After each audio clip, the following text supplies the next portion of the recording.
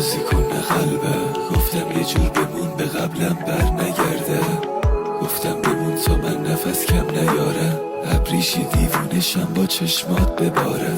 شدیم مثل دوتا خط موازی، تو میکشیدی خط من روی خط بازی. هنوز فکر میکنی بهت فکر میکنم هنوز. نه دیگه نیستم اون آدم احساسی. ناچیه هر فصل تنهاییت شدم من خر. میدونی اینش شنون بود نه یه ذره کمتر.